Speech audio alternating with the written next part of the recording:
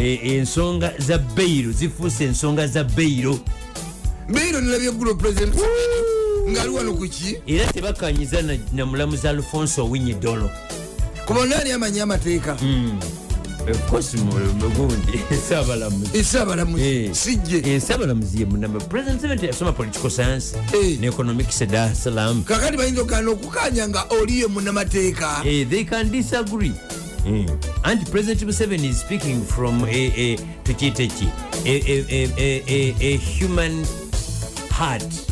oli ayogerera mu spirit ya legal yamateeka onayogerera mu buntu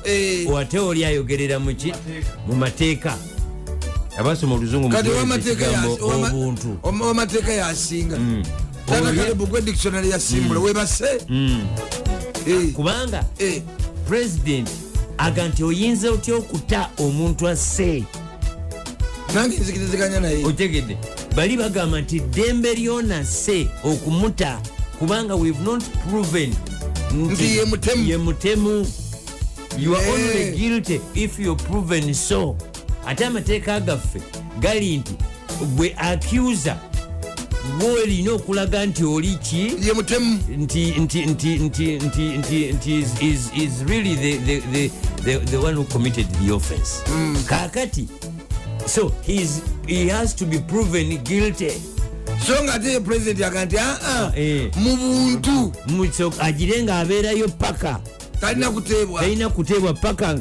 nga bano abakola ki abamuvunaana balemereddwa okulaga obujulizi kyekiyoza basewanyana ne basejjirinya kubanga luli sewanyana baali bakamutawe bati kubanga weewuunya kooti neeta ate amakomera gali wansi waki wamakooti go gakuuma bukumi baki baziba misango kooti yerina obuyinza okuta oba obutata kati kooti neeta omuntu kubanga babeera ku zoom nega tutadde swandiso ate naddamu nayoolwa kitegeeza amakomera galina obuyinza bungi okusinga kooti siwe ekiri anti kakati ekiriwo kiri nti alina obuntu ate alina amagye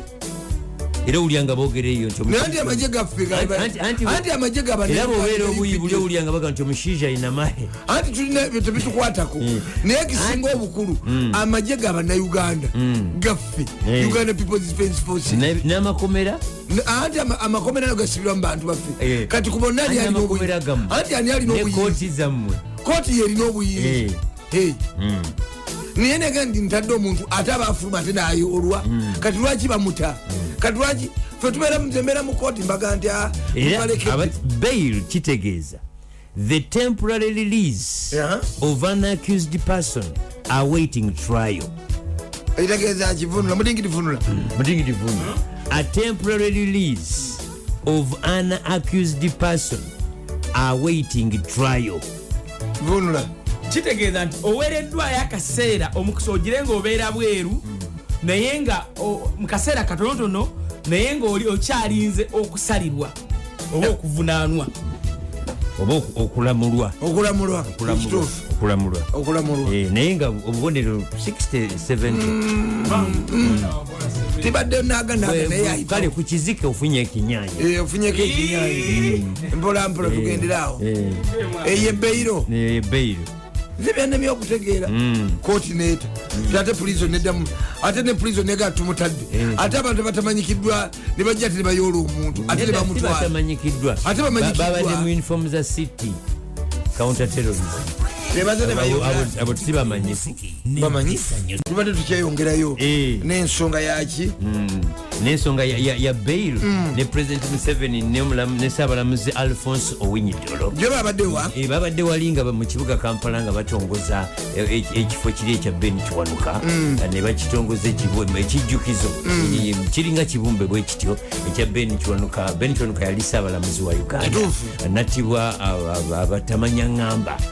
kigambibwa nti Idi Amin Dada yamutta naye tewali yalaba mulambo gwe so paka kakati tazuulwanga mulambo gwe president yali yawanze ebintu bingi ddala naye kati ku nsonga eno eya bail nga bwe basomedde bail okusinziira ku Wikipedia naye n'amateeka gaffe agawano tulina article 28 tulina article 23 subsections 6 ya 1995 constitution tulina article 23 subsection 6 n'endala eya ssabalamuzi ogundi Benjamin Odoki kubanga Odoki bwe batusindika na Odoki commission yagenda gebuuliza bannayuganda bye balowooza ku nsonga ez'enjawulo President Museveni kyagamba nti ebintu ebirowoozo bya Odoki mbu waliwo abalala bateekamu ebyabwe ku nsonga ya bail yaga nti ku nsonga ya bail waliwo bateekamu ebyabwe wabula President waba yagala ye opinion ye yitewo ayina kola ng'Rwanda bwe bakola kuba Kagame ye yateekawo enkola nti omuntu bwe bakwata kati for instance nga baga nti ndidde enguzi nga bweribwa mu Uganda nti kati gambe omuntu bamukutte nti alidde enguzi wadde afande Nakalema agirwanyisiza omuntu oyo ayina kusigala mu mabuusu paka nga alaze nti teyagirya kyekyo President Museveni kyayogerako nti temuta bantu paka era Rwanda yo you are not guilty till you're proven otherwise. Rwanda omulirwano even France ngere baga nti omulirwano gwokya bbiri ne France bakikola nti you're not guilty till you're proven so nga ate wano ekivunula nti ekivunula nakyogedde tolina musango paka nga balaze manya ekivunula nti no olina omusango paka ng'olaze nti tolina so nga ate mu Uganda kiri kitya tolina musango paka nga balaze nti olina biri bintu bibiri byanjawulo. They are two different things. Very good. Very different. Very good. Kati the lacuna over the problem here. Liko lacuna. Lacuna. Nchikozeza nga mnasimbula siwe chitegeeza. Just invalid. Just naye kino echa atikeno is a cardinal principle. Yasimba ngabula Cardinal Emmanuel Wamala. Nkulu nnyo. It's a cardinal principle. It's a cardinal principle. Nti omuntu singa tunamuggalira kitegeeza muntu bajja muteekako ebisangosango kye tuyita Trump tap charges. Bakitani Trump tap. Ngabwe Trump kino kiri Trump tap eya A etali ya U. Trump tap eya A etali ya U eri eva mu trumpet.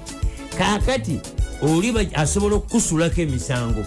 n'ogenda mu mabuusu wakwata omukazi n'ogenda mu mabuusu paka wooliraga tewamukwata ng'eri bw'avugirirayo sente ayogera bogezi tooke n'obeerayo ne batwala ettaka lyo ne batwala mukazi wo ne batwala ebintu ne bakuwaŋŋangusa nga bwe batera okukola kuno era tubiraba babikola kati it will be very hard okukyusa kino unless president ayitamu NRM caucus ne bakola ki ne bamendinga constitution ya 1995 ne bakola constitutional amendment ekyo ne kiryoka kiyitawo era kyoba president yagaye nti ngenda mu caucus kubanga naye akimanyi as a student of Dar es Salaam si bintu byakwogera bwogezi akimanyi nti si kyakwogerako bwogezi you must amend the constitution however the legislators bayina nabo jamendinga nga begendereza kuba gyotega amaggwa gyebakugoba nga bakulasa kituufu ddala kati they have to be very careful nga babyamendinga nga bakola enkyukakiyuka musemateeka kyekyo ogwo gwe muggundu katugute omanyi mu bintu byenasuba okusoma byenzudde mu biseera bino ebya covid ng'emateeka ne economics n'ekoni ebyo byansuba nnyo niyo kyasobola okuddayo kuba okyakwata mpuliranga eyasobye okubeera ennyo mu bya biology ne chemistry naye ate nabyo biwoomu kubanga olaba bail is premised on a presumption of innocence. Every person arrested of criminal offense is presumed innocent. Omuntu yenna gwe bakwata bamusuubira okuba nti nno talina musango bamusuubira nti talina musango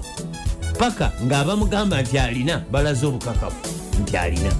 era ssemateeka egamba you have a constitutional right to ask for bail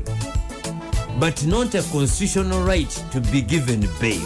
Kitegeeza ki nti olina eddembe ssemateeka akuwa eddembe gwe gwennyini gw'osaba bail gwe so si bali gamba naye agwana beyiro ekitegeeza baloya bo be bagikusabira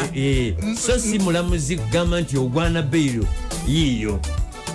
okyogera otya mu Lungereza ekiri nti the constitution says you have a right to apply for bail and not to be given bail. You get it? You are supposed to prove exceptional circumstances to qualify for bail. So you must satisfy the courts of law. You get it? So when the court is not satisfied that you know that they should give you bail,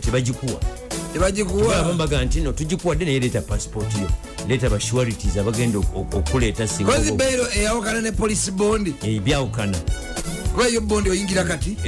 zigeri mu dakiika nga 10 olwedde oba otaya era bondi yabwerere beyiro teeka yetuuke kozi bondi yabwerere kwanze n'ebipapula bya police bondi biwera n'amakumi 20